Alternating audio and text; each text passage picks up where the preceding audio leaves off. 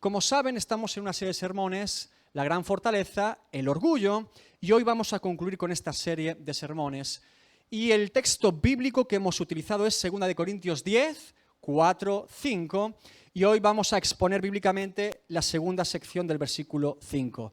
¿Recordamos de memoria el texto? Más o menos yo creo que sí, porque las armas de nuestra milicia, de nuestro ejército, no son carnales, sino poderosas en Dios. ¿Para qué? Para la destrucción de fortalezas, derribando argumentos y toda altivez que se levanta contra el conocimiento de Dios, y llevando cautivo todo pensamiento a la obediencia a Cristo.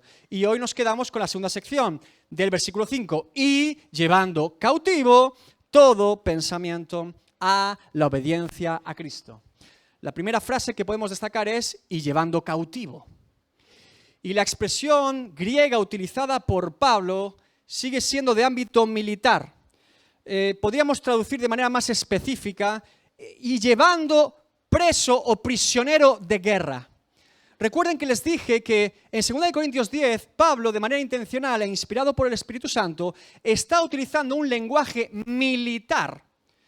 Porque las armas de nuestra guerra, guerra, y ahora en esta final del versículo 5 dice, y llevando prisionero de guerra nuestro pensamiento. Y como les digo, es intencional por parte de Pablo, inspirado por el Espíritu Santo, aclarar evidentemente que los creyentes en nuestra vida, aquí en la tierra, vivimos una guerra espiritual.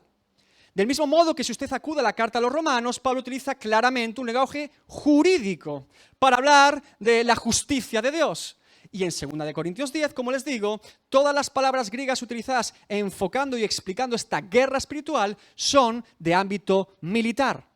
La palabra utilizada en griego es aigmalotizo, que significa prisionero de guerra. ¿Sí? Y esto es importante. Porque si entendemos en todo momento que nuestra vida aquí en la tierra es una guerra espiritual, el texto que Pablo está diciéndonos, estos dos versículos, dice muchas cosas. Primero, nos habla de qué armas tenemos para la guerra.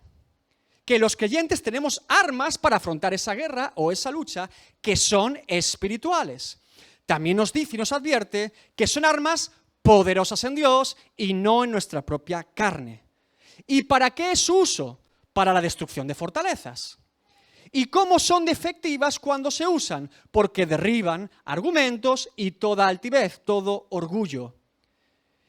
¿Y por qué son importantes? Porque una vez que las utilizo correctamente, en el poder de Dios y no en mi carne, derriban argumentos y altivez para que yo pueda conocer más a Dios.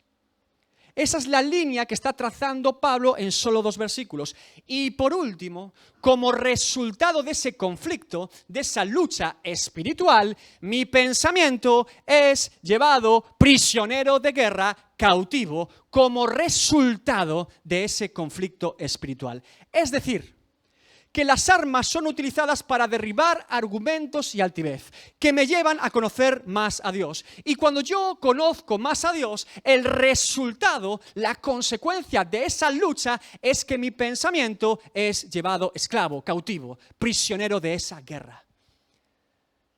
¿Se entiende lo que estoy diciendo? El resultado, por lo tanto, de esa guerra espiritual es que mi pensamiento sea llevado a la obediencia a Cristo.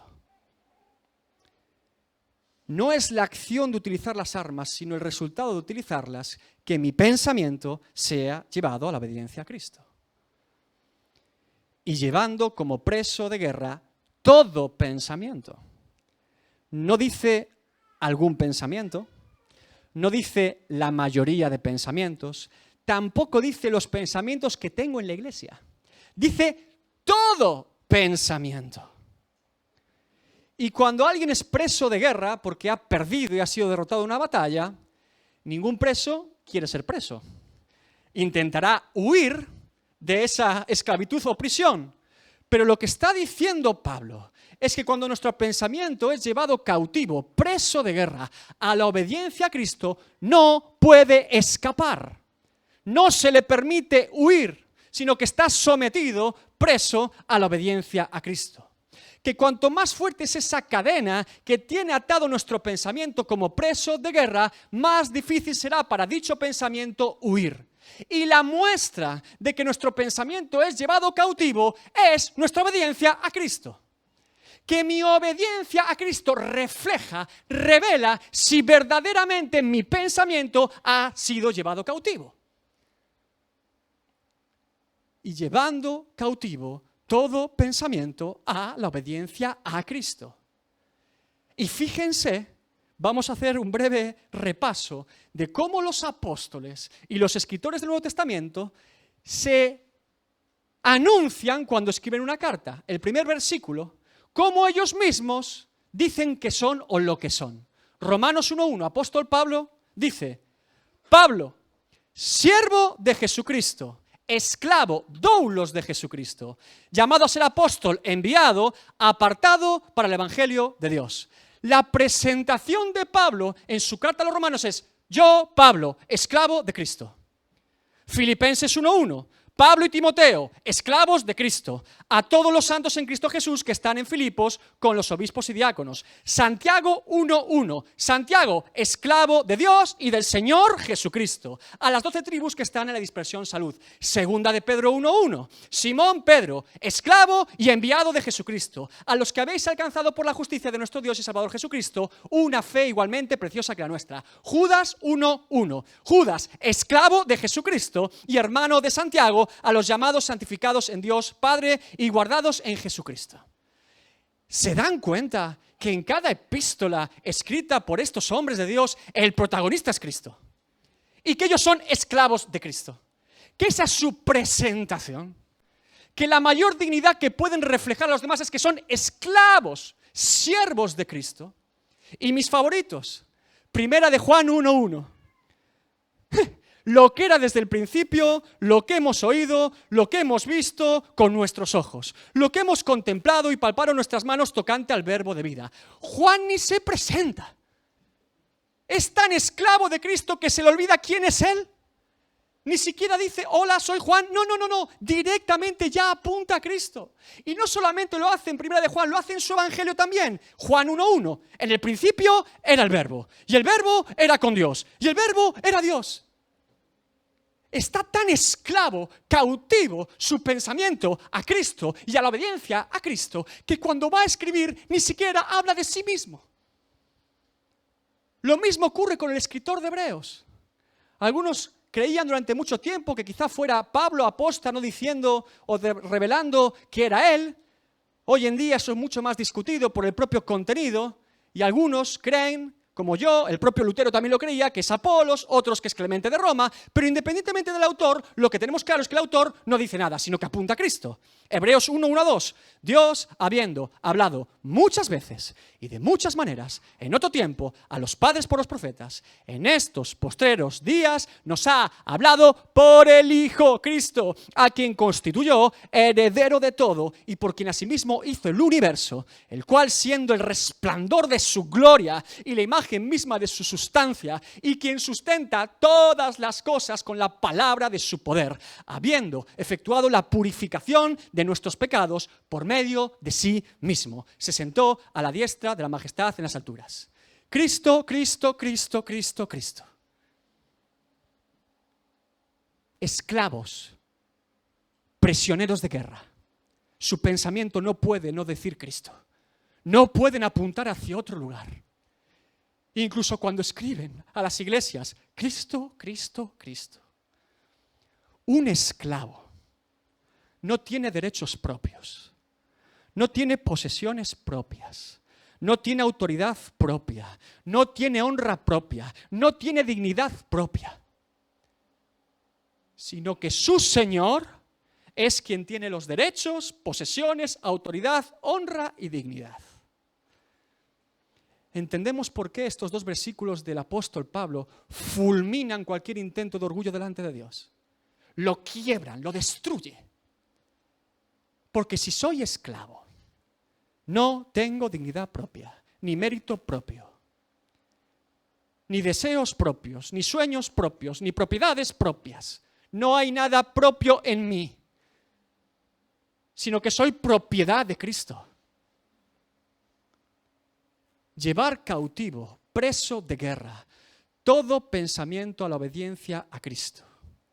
Está basado principalmente en la obediencia de Cristo. Es decir, la obediencia a Cristo del creyente está basada, fundamentada en la obediencia de Cristo. Debemos obedecer como Cristo obedeció al Padre. Y eso significa que Jesús es nuestro ejemplo de vida en toda nuestra manera de vivir. En todo lo que hacemos, decimos, pensamos y somos. Cristo es nuestra manera de vivir, nuestro ejemplo de vida en todo. Por eso el propio Jesús dice, yo soy el camino, yo soy la puerta, yo soy el buen pastor. Mis ovejas escuchan mi voz y me siguen. Si yo soy el camino, quiere decir que Jesús necesariamente trazó el camino primero. Él fue delante revelando el camino que nosotros debemos seguir. Que si Él es la puerta que permite el acceso al Padre. Que si Él es el buen pastor, las ovejas cuando escuchan su voz siguen al pastor. Por lo tanto, Él es el que traza el camino, la dirección, el rumbo, el destino de nuestras vidas. Por eso, en Mateo 11:29 dice, llevad mi yugo, porque Él lo llevó primero sobre vosotros. Y aprended de mí, dice Jesús, que soy manso y humilde de corazón, y hallaréis descanso para vuestras almas. Y en Mateo 16:24, entonces Jesús dijo a sus discípulos, si alguno quiere venir en pos de mí, si alguno quiere seguirme, niéguese a sí mismo y tome su cruz y sígame. Si sigo a alguien es que alguien va adelante guiando. Por lo tanto, mi vida debe obedecer a Cristo y para que eso sea posible, mi pensamiento debe estar cautivo a la obediencia de Cristo.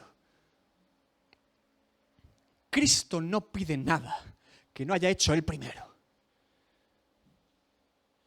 Jesús no nos demanda nada que Él no haya mostrado con claros ejemplos de vida y conducta delante de Dios y del Padre. Y por lo tanto, eso implica que no tenemos excusa. Que no tenemos excusa como creyentes.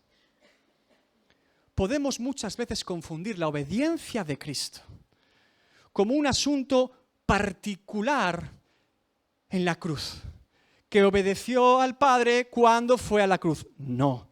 Toda la vida de Jesús refleja obediencia al Padre. Filipenses 2, del 5 al 8. Haya pues en vosotros este sentir que hubo también en Cristo Jesús, el cual siendo en forma de Dios, no estimó el ser igual a Dios como cosa que aferrarse, sino que se despojó a sí mismo, tomando forma de siervo, hecho semejante a los hombres, y estando en la condición de hombre, se humilló a sí mismo, haciéndose obediente hasta la muerte y muerte de cruz. Dice hasta la muerte, no en la muerte. Quiere decir que no solo en la muerte fue obediente, sino que en toda su vida, incluido en la muerte, fue obediente. ¿Me está siguiendo? Toda la vida de Cristo refleja una obediencia perfecta a la voluntad del Padre, porque era ejemplo para nosotros. Jesús fue obediente en su nacimiento y concepción. Repito, Jesús fue obediente en su nacimiento y concepción. Y alguno dirá, ¿pero cómo es esto posible si era un bebé y no había nacido? Le acabo de leer en Filipenses que se despojó a sí mismo, tomando forma de siervo. Jesús nació en Belén porque Él así lo quiso, confirmando la profecía que se había profetizado sobre el Mesías. Y nació de una virgen, Isaías 7:14, porque así lo quiso, obediente. Ya en su concepción, toda su vida es una obediencia perfecta a la voluntad del Padre. Jesús fue circuncidado al 8º día por la ley judía. Lucas 2:21. Cumplidos los 8 días para circuncidar al niño, le pusieron por nombre Jesús, el cual le había sido puesto por el ángel antes que fuese concebido. ¿Qué significa, hermanos, que Jesús fuera circuncidado al 8º día?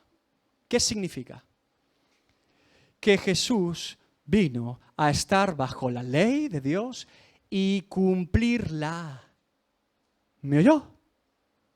Jesús se sometió a la ley para cumplirla. Y esto es muy importante. comprender la obediencia de Cristo en toda su vida es clave para entender la obra de Cristo en la cruz.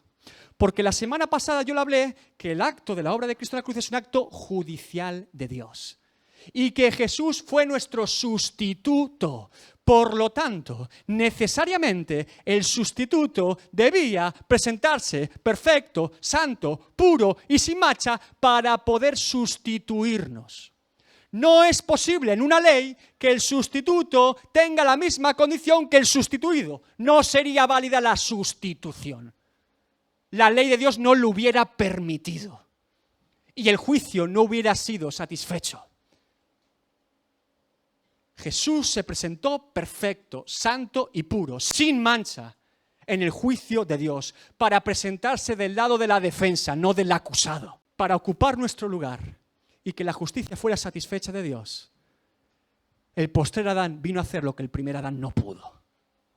Por eso Gálatas 4, del 4 al 5 dice: pero cuando vino el cumplimiento del tiempo, Dios envió a su Hijo, nacido de mujer y nacido bajo la ley. ¿Para qué? Para que redimiese a los que estaban bajo la ley, a fin de que recibiésemos la adopción de hijos. Y el propio Jesús dice en Mateo 5:17, no penséis que he venido a abrogar la ley y los profetas. No he venido a abrogar, sino para cumplir.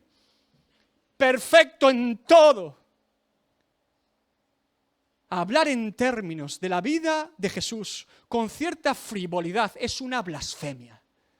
Y que un no creyente lo diga es por su ignorancia, pero que un creyente lo piense es todo menos lógico, por no decir cosas más fuertes.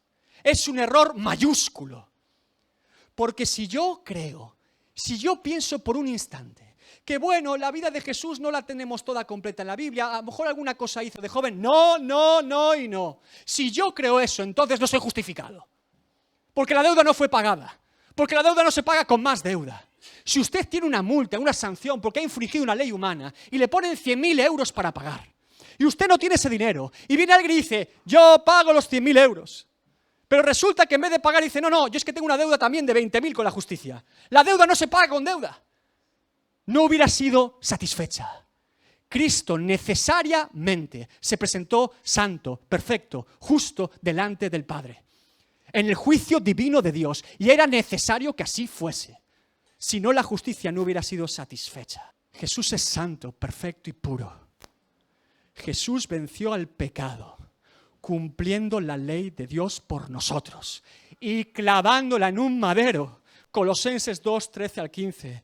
Y a vosotros, estando muertos en pecados, y en la incircuncisión de vuestra carne, os dio vida juntamente con Él, perdonándoos todos los pecados, anulando el acta de los decretos, ley, que había contra nosotros, que nos era contraria, quitándola de en medio y clavándola en la cruz, y despojando a los principados y a las potestades, los exhibió públicamente, triunfando sobre ellos en la cruz.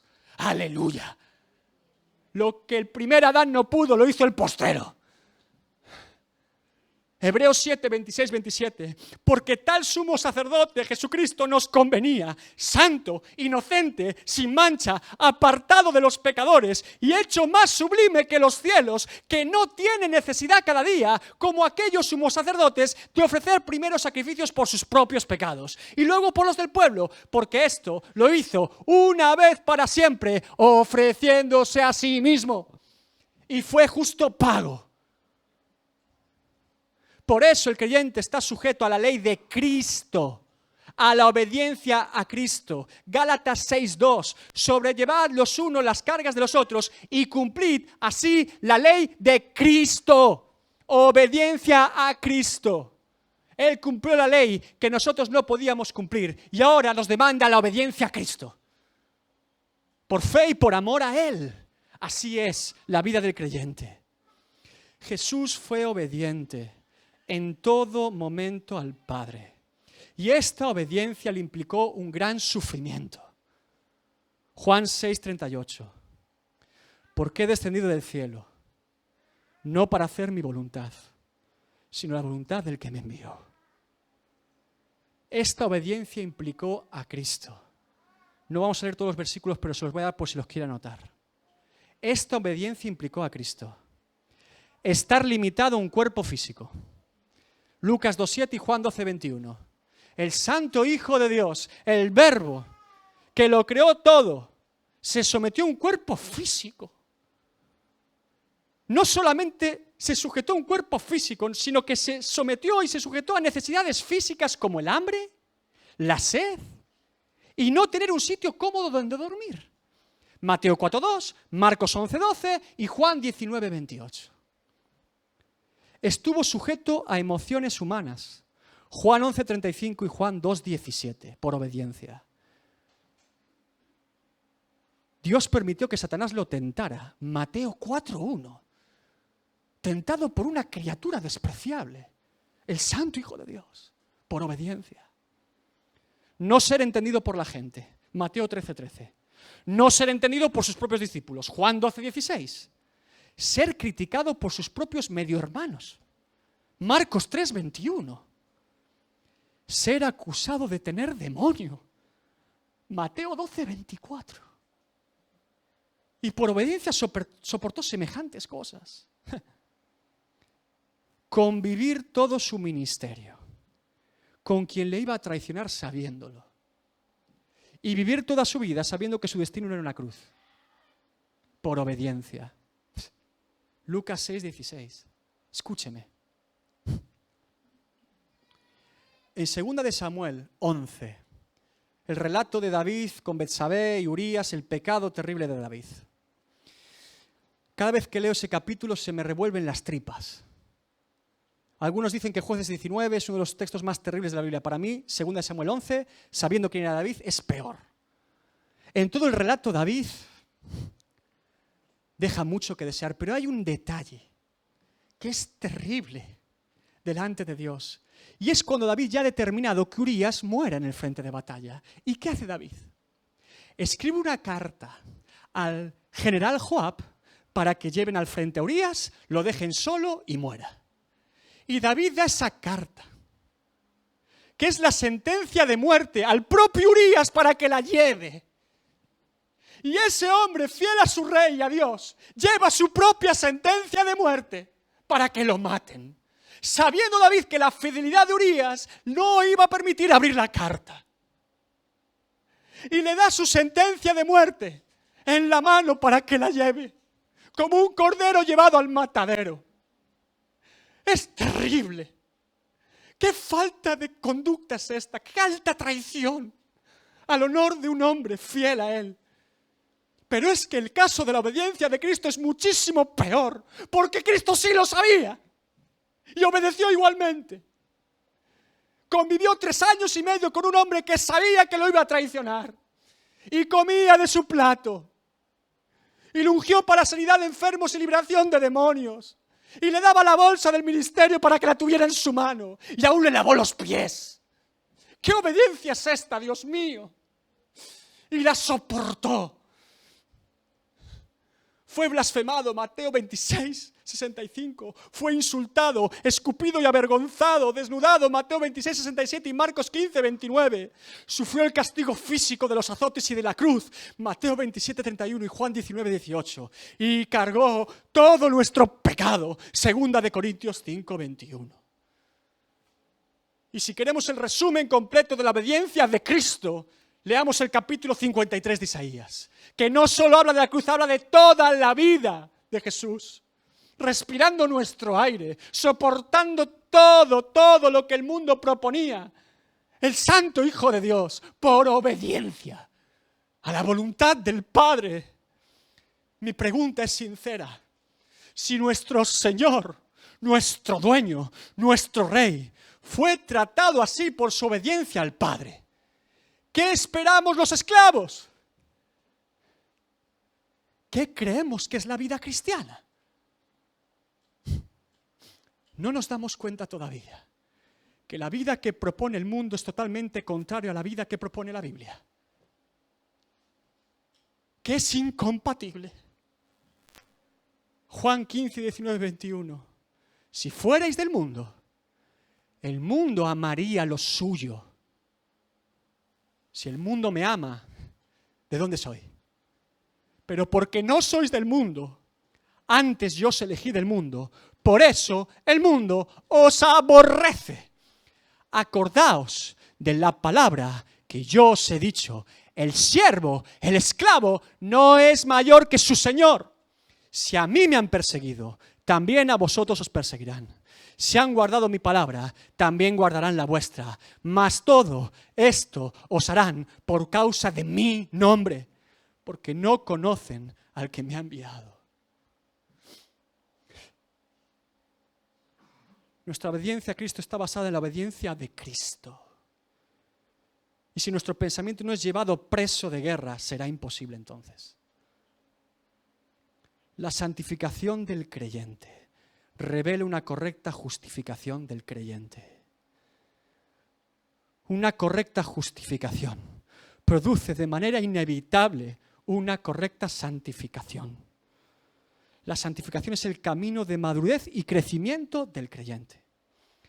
Y aquellos que empiecen en octubre el ABC del progreso del peregrino, verán como Cristiano, el protagonista, va andando el camino y avanzando. A veces tropieza, a veces se desvía y tiene que volver a arrepentirse y a aprender y madurar para no volver a cometer el mismo error. Pero va avanzando. Cristiano va hacia adelante, madurando y creciendo. Hermanos, si no crezco y maduro en mi vida con Dios, en mi vida como hijo de Dios, algo está interrumpiendo ese crecimiento natural. Y es un problema o en mi justificación o en mi santificación. Y no vengo aquí a evaluar si usted es salvo o no salvo, no es este el asunto. Lo que estoy diciendo es que de forma natural, cuando un pámpano está unido a la vid, da fruto. Porque si no es arrancado. Y por lo tanto, hay un problema en mi justificación o en mi santificación. Pero independientemente de que el problema sea que no he sido justificado todavía o que mi santificación ha sido truncada, la solución es la misma. ¿Saben cuál es la solución? Jesucristo. Cristo es la solución a nuestro problema de santificación o justificación. Sigue siendo la respuesta. Y para que usted entienda mejor esto, le voy a hablar de mi testimonio personal. Desde que nací hasta hoy, 24 de septiembre. Mire, yo nací en un hogar cristiano. Es más, mis padres eran pastores cuando yo nací. No fueron pastores después, no. Yo nací en un ambiente y contexto de un hogar en los que mis padres ya servían a Dios. Siempre dicen, hijos de pastores, no me gusta la etiqueta, pero yo nací en un hogar en el que siempre se servía a Dios. Y siempre hubo un concepto de Dios.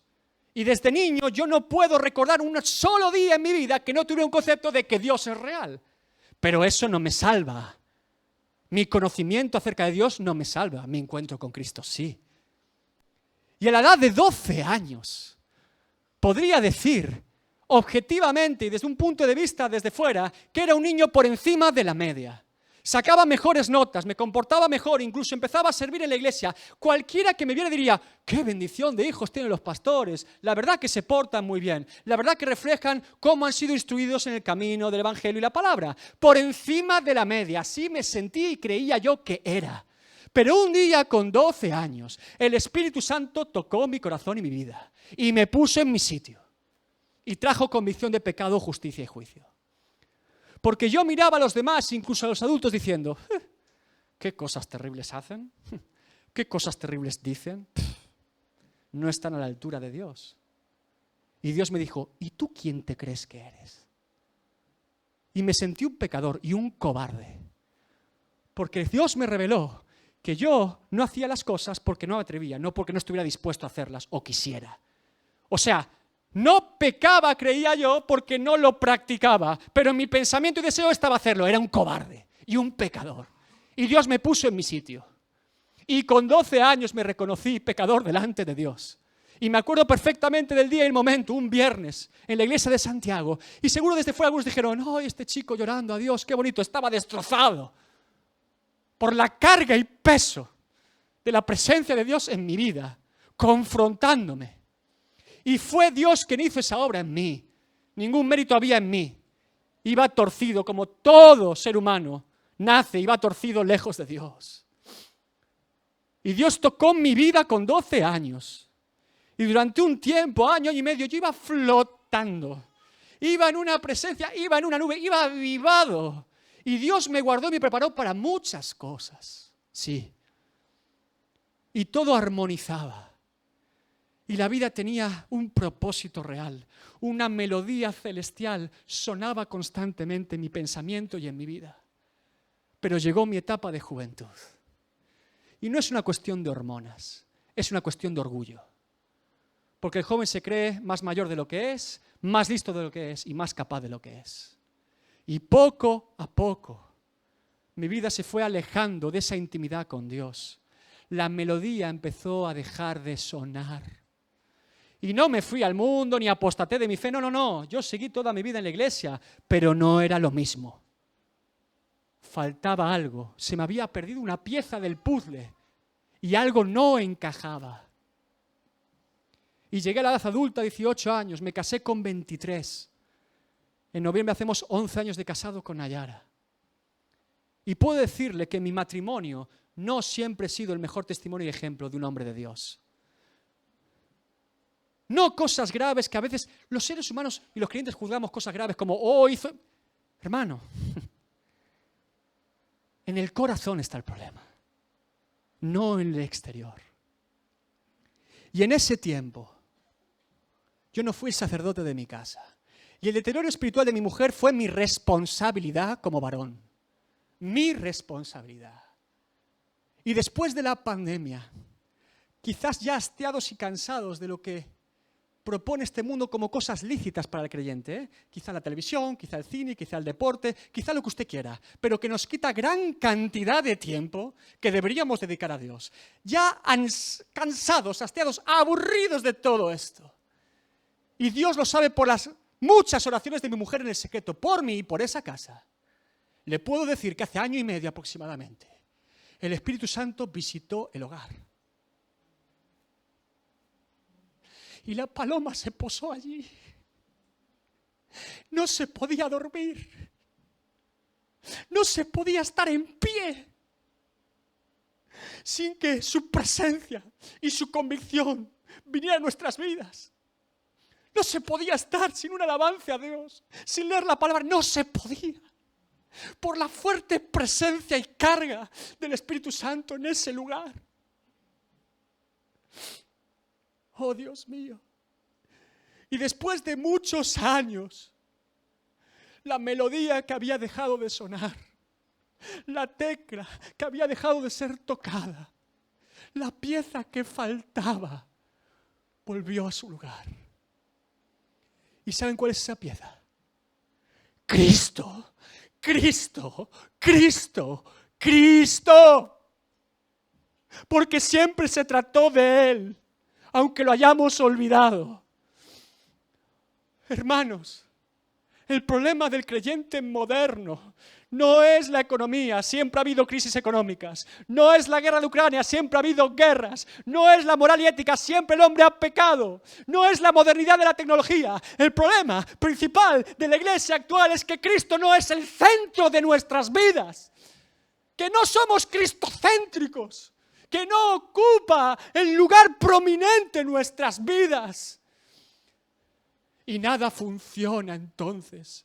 Volví a leer el Evangelio de Juan y era otro Evangelio. Volví a leer Romanos, era otros Romanos. Volví a leer Hebreos, era otro Hebreos. Y cada vez que me acerco a la palabra, solo suena una melodía. Cristo, Cristo, Cristo en cada versículo. Porque la palabra es cristocéntrica. Oh, hermanos. Y mi pensamiento quedó preso, cautivo, esclavo de Cristo. Y no puedo mirar atrás, no sé mirar atrás. Y no es un mérito humano, es Dios. Y si Él lo hizo en nosotros, lo puede hacer en usted. Tengo esa certeza. Porque se trata de Él y no de nosotros. Si Cristo no es la cabeza de este cuerpo, si Cristo no es el pastor de este rebaño, si Cristo no es el Señor de este pueblo, entonces esto no es una iglesia. Habremos montado otra cosa, pero no una iglesia. Porque Cristo instituyó su iglesia, su esposa. Nuestra teología es Cristo. Nuestra doctrina es Cristo. Nuestra pasión es Cristo. Nuestro amor es Cristo. Nuestra bandera es una cruz. Y por Él vivimos, existimos y somos cristocéntricos. Y la melodía que nunca debió dejar de sonar, volvió a sonar. Y el pensamiento quedó preso, esclavo. Por eso, míreme, lo que ven es lo que hay. Un esclavo no se defiende. Un esclavo no busca dignidad propia. Lo que ven es lo que hay, no hay más. No tenemos planes futuros, ni empresas propias, ni deseos y anhelos y sueños personales. No. Dios no llamó a dos jóvenes en su casa para impresionar a unos hombres.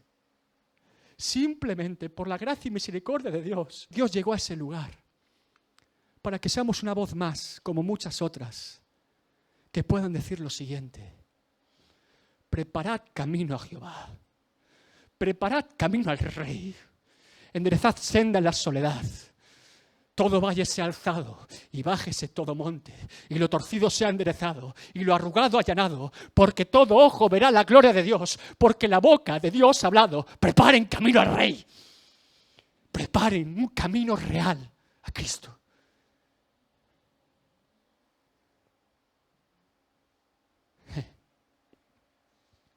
Yo sé que muchos de ustedes alguna vez escucharon esa melodía, pero ya no suena con tanta intensidad y algunos ya la han olvidado. Sé que otros no han escuchado jamás esa melodía. Le propongo un desafío sincero hoy. Si usted quiere ser esclavo de Cristo, si usted no quiere tener dignidad propia, gloria propia, deseos propios, ambiciones propias, propiedades propias, si usted quiere ser esclavo de Cristo, preso y cautivo de Él, hoy usted puede tener un encuentro con Él. Si está usted dispuesto a tomar el arado sin mirar atrás. El camino del Evangelio no es un camino cómodo. Eso es mentira y no es bíblico. Porque angosto es el camino, estrecha es la puerta y pocos son los que la hallan. Ahora bien, la oportunidad está delante de usted. En todo mi testimonio le puedo decir que no hay mérito de hombre, ni dignidad propia, ni ningún valor propio, ni virtud personal. Solo por la gracia y misericordia de Dios estamos aquí hoy. Dios nos volvió a preparar para todo lo que teníamos que vivir en este tiempo. No hay más. No buscamos más. Presos de Cristo. Siervos, esclavos de Cristo. Le invito a que se ponga de pie en esta mañana y cierre sus ojos por un breve instante, por favor.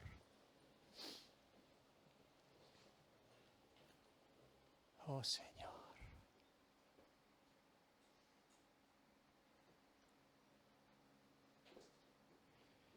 Yo no sé si usted nunca escuchó esa melodía o hace tiempo que ya no la escucha. Dejemos de buscar los tres pies al gato y de inventar novedades que no aportan nada. Cristo debe ser el centro de nuestras vidas, la piedra donde edificamos nuestra vida, la roca firme.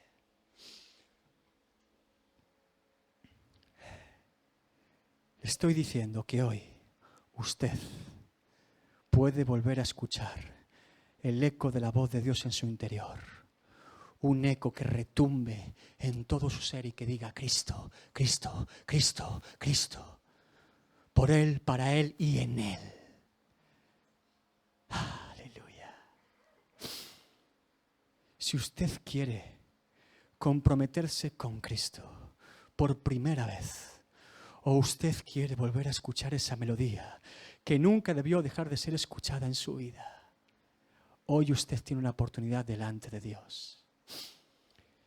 Yo no voy a orar por usted para que sienta de alguna manera en algo puntual, no. Voy a orar por usted para que no pueda ni dormir. Que su pensamiento se ha llevado tan cautivo que no pueda pensar otra cosa. Si usted está dispuesto a lo que le estoy diciendo en esta mañana, levante su mano sin temor, sabiendo muy bien lo que le estoy diciendo y el compromiso que adquiere delante de Dios. Levante su mano en esta mañana sin temor. Aleluya, aleluya. Dios está en este lugar. Espíritu Santo de Dios, comienza a traer convicción a estos corazones, Dios mío, porque la vida no es un juego y la vida pasa y cada oportunidad que tú nos presentas, Señor, es por tu gracia y misericordia y no podríamos decir siquiera dónde estaremos mañana o esta tarde. Quizás sea la última oportunidad, pero Dios mío, que podamos aprovecharla en ti, porque todo es para tu gloria. Ayúdanos, Señor, en este tiempo a ser confrontados por tu palabra, a seguir la obediencia a Cristo, que de nuestras palabras, de nuestra vida, se evoque un cántico como 10.000 ángeles y voces angelicales que glorifican a Cristo, Cristo, Cristo, porque somos cristocéntricos y porque si somos dignos de ser llamados cristianos, entonces es porque reflejamos a Cristo con nuestra obediencia a Él, sometidos a tu voluntad y no la nuestra. Oh, aleluya, aleluya.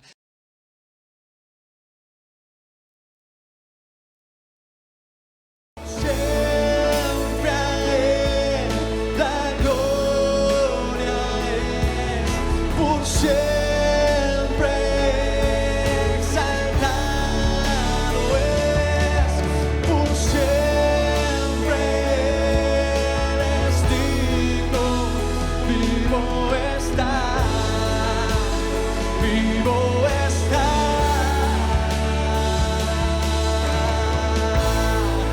la tierra retumbó, la piedra quitó, su amor perfecto siempre vencerá.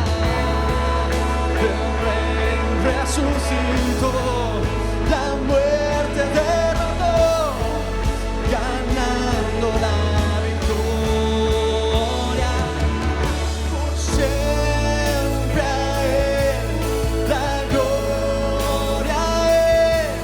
por siempre exaltado es, por siempre.